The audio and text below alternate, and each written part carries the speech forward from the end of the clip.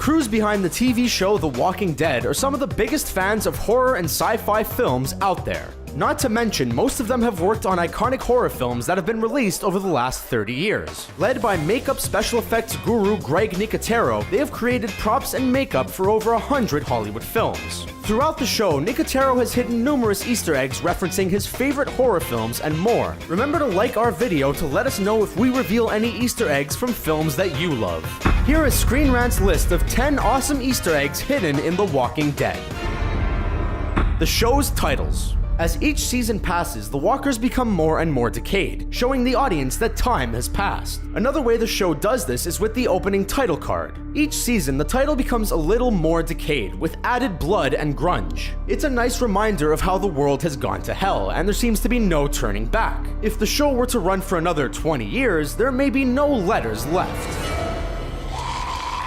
Swamp Thing. Wes Craven's 1982 film Swamp Thing is based off a comic book created by Len Wein and Bernie Wrightson. Executive producer Greg Nicotero is a fan of Wrightson and wanted to pay tribute to him ever since season 1, but never found the opportunity. In season 6, he got his chance, when Daryl is attacked by a zombie. Nicotero did the makeup himself on this one, so he could base the design off of DC's Swamp Thing. He's not the prettiest zombie, but he is cool.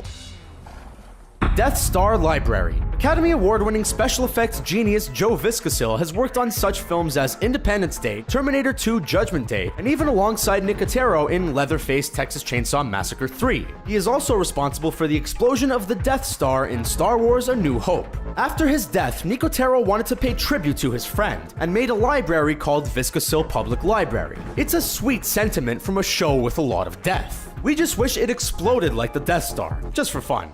I helped you once. X-Files cigarettes. In season 5, as Daryl and Carol go searching for Beth in Atlanta, they stumble upon an abandoned building. While they go through the building looking for supplies, they find a carton of cigarettes with a familiar brand name. The carton is named after the fictional brand of cigarettes Morley that were smoked by the smoking man from the sci-fi series The X-Files. Are the worlds of X-Files and The Walking Dead one, or is this just homage to the 1990s show? You shot at me. I fed you. Please don't hurt her. Save the turtles. Laugh out loud moments are not what The Walking Dead is known for. We may get a chuckle here and there, but that's about it when it comes to comedy. So when Eastman is training Morgan with a staff, it's surprising to see him wearing a t-shirt that says Save Terrapins. Then, right above those words is a picture of a turtle. This is only funny because 2 episodes earlier, Enid had eaten a turtle as a snack. Dare we say, this joke could leave a bad taste in audiences' mouths. You need to stay focused and make sure you got a round in the chamber and your safety up. General Custer's last flight. General Custer is famous for his last stand at the Battle of Little Bighorn, where he lost his life fighting against Native Americans. In the first episode of The Walking Dead, Rick woke up in a hospital to a zombie apocalyptic world. When he walked out of the hospital, he found a military helicopter with the insignia of the 7th Cavalry on it. This is referencing the 7th Cavalry of General Custer, that was slaughtered along with him on that memorable day. An Easter egg reminder that history always repeats itself. We're the same. Creepshow Crate.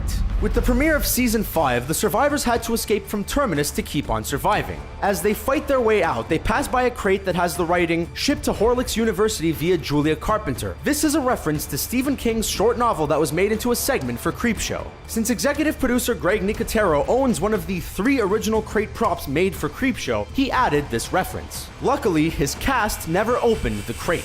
Because the Lord abhors violence.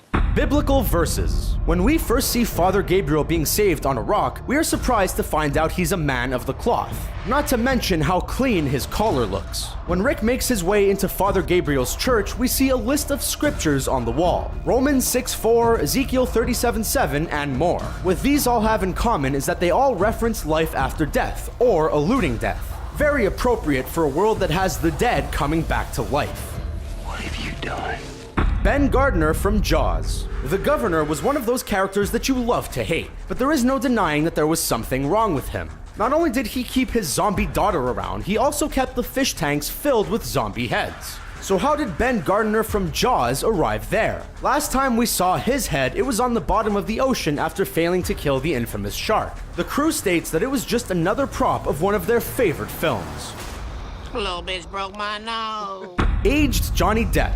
Here's another head for you. The Hilltop group and Rick's team needed to find a head that looked like Gregory to trick the Saviors and infiltrate their base. They lined up a group of heads on the floor, and as they look them over, we see that one is made up to look like an older Johnny Depp. Greg Nicotero had a cast of Depp from a previous film, and decided to use it again. Ironically, the head that was used is from a cast of Nicotero's head. Maybe he's hoping he looks like Depp. What do you think of our video? Did we skip over any of your favorite Easter eggs from The Walking Dead? Sound off in the comments below, and be sure to subscribe to our channel for more fun videos. Thanks for watching.